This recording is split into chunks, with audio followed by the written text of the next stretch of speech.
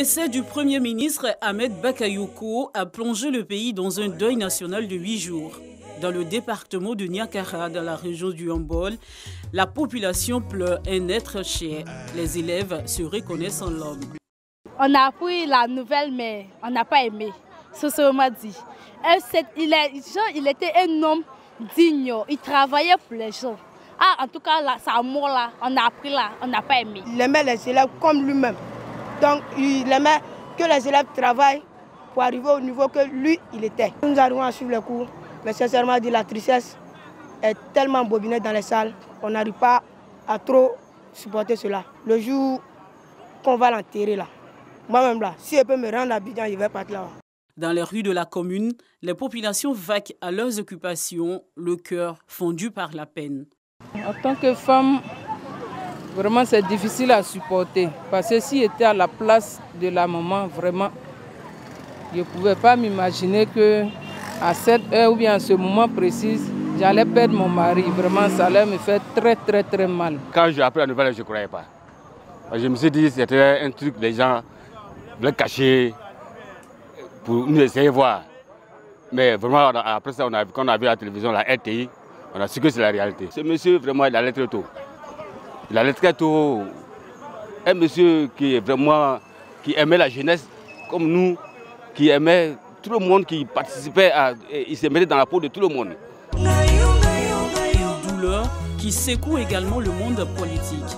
Le maire de la commune de Niakara, Pierre Koné, et celui de la commune de Tortilla, Blaise Koulibaly, déplorent le départ brusque d'un modèle. Le 12 février, j'étais à Abidjan. Je lui ai déposé un courrier pour lui retracer les difficultés que nous vivions ici. Et j'avais espoir que cela puisse répondre parce que c'était un homme qui répondait aux besoins des populations. Voilà. Mais malheureusement, là, ce décès est venu tout compromettre. Très déçus nous sommes, toute la commune de Niakara est en pleurs aujourd'hui. Nous devons tous prier, nous devons tous nous relever et continuer de prier pour que la paix revienne. Parce que des morts en cascade, je ne sais pas, peut-être à qui le prochain tour, que Dieu nous évite cela. C'était un vrai pionnier dans plusieurs domaines. En politique, c'était un dinosaure.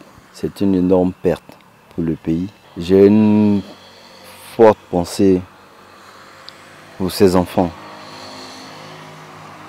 pour sa femme et pour sa famille, au président de la République et à tout le gouvernement. Tout ce que Dieu fait est bon. Il est celui qui saura apaiser nos douleurs. Le Premier ministre Ahmed Bakayoko sera inhumé ce vendredi 19 mars à Séguéla, son village. L'homme aura marqué les Ivoiriens et toute l'Afrique entière.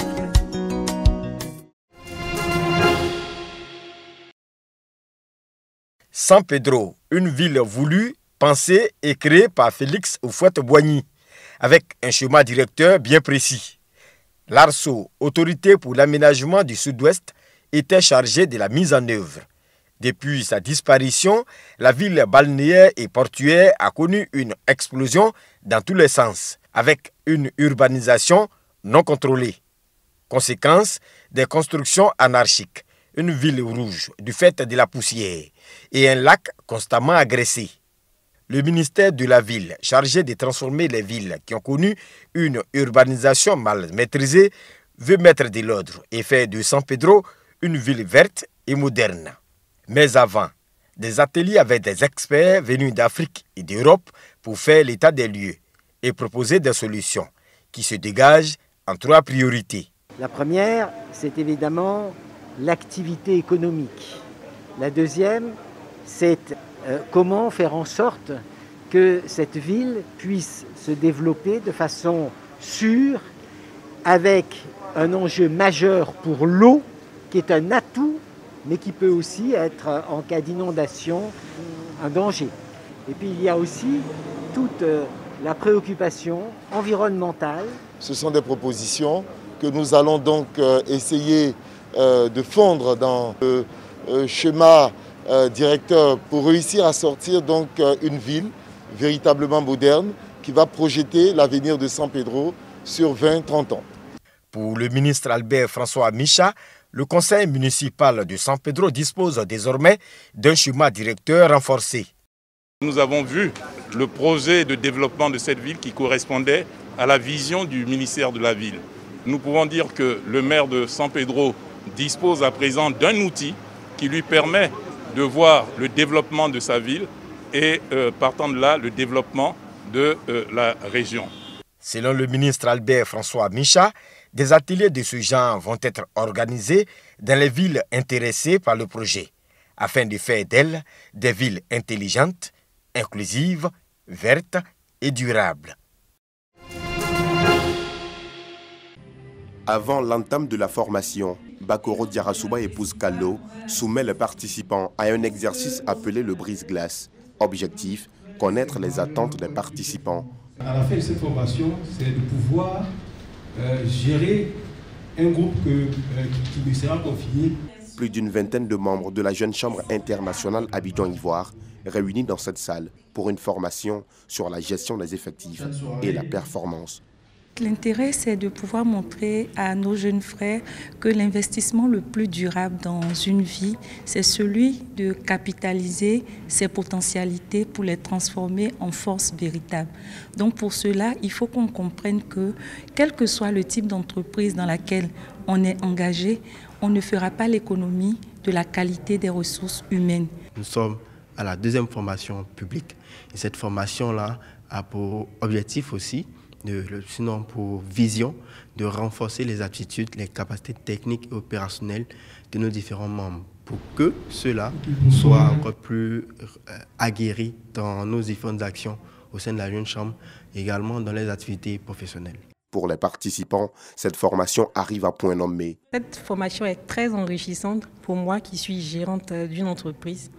Et je suis vraiment heureuse d'être participante de cette formation. Il y a des valeurs que je recherche pour gérer mon entreprise et développer mes capacités. Ce fut là une très belle formation, très riche en connaissances. Et c'est une formation qui nous a permis de nous initier, sinon d'approfondir nos connaissances en matière de gestion d'effectifs et d'atteinte de la performance. La Jeune Chambre internationale entend devenir le principal réseau mondial de jeunes citoyens actifs. Sa mission est d'offrir des opportunités de développement aux jeunes en leur donnant la capacité de créer des changements positifs.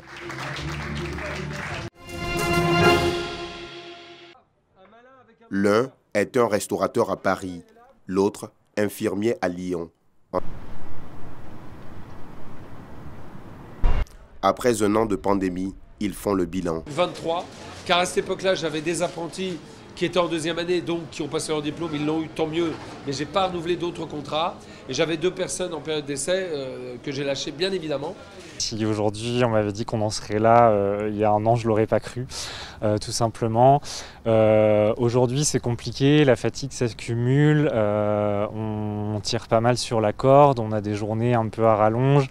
Voilà, le Covid est toujours présent. Face à l'épreuve, il a éprouvé le besoin de consulter un psychologue. C'était trop violent et que je ne savais pas comment remonter et qu'à un moment donné je me suis dit c'est soit je trouve les ressources pour me faire aider à côté, soit je m'arrête.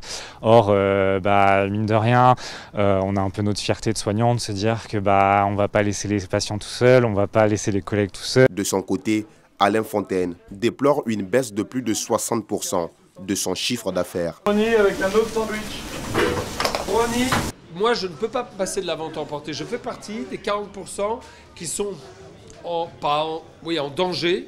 Je ne suis pas dans une position de survie, je suis en position de danger. Et donc, ça veut dire, c'est un triptyque, chômage partiel, fonds de solidarité et vente emportée. On est chef d'entreprise. Les gens nous voient comme des cuisiniers ou des restaurateurs. C'est vrai qu'on est des marchands de bonheur, on tient à le rester, mais on est avant tout des chefs d'entreprise.